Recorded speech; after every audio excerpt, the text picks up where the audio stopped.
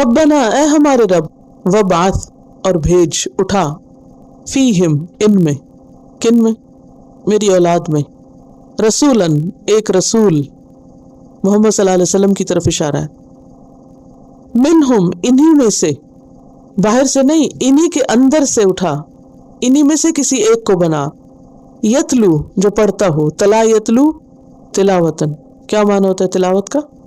لفظی معنی ہوتا ہے پڑھنا، اور اس میں 3 چیزیں آتی ہیں، تلاوت لفظی، تلاوت معنوی، تلاوت حکمی۔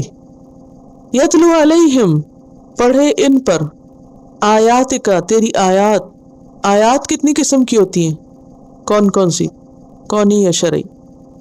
وَيُعَلِّمُهُمْ اور تعلیم دے ان کو، علم یعلم تعلیم، اہتمام کے ساتھ سکھانا، الکتابہ کتاب کی، کس کی طرف اشارہ ہے؟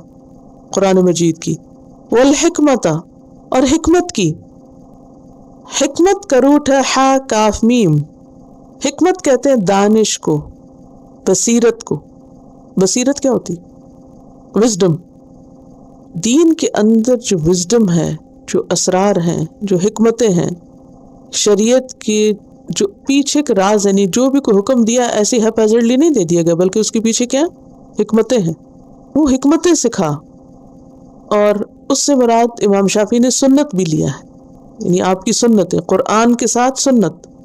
وَيُزَكِّيهِمْ اور ان کو پاک کر دے، پیوریفائی کر دے، زکا یزکی تزکیہ، باطنی لحاظ سے پاک کرنا، اندر سے پاک کرنا، یعنی ان کے اخلاق اور اعمال کو پاک کر دے۔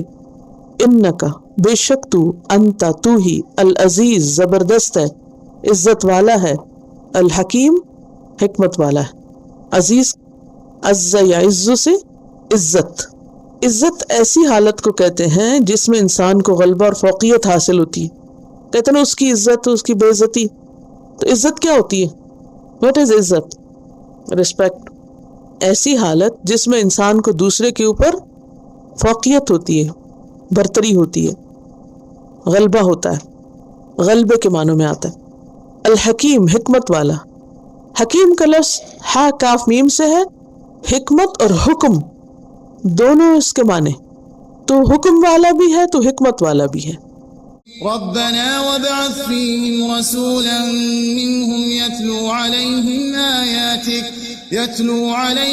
آياتك ويعلمهم الكتاب والحكمة ويزكيهم إنك أنت العزيز الحكيم۔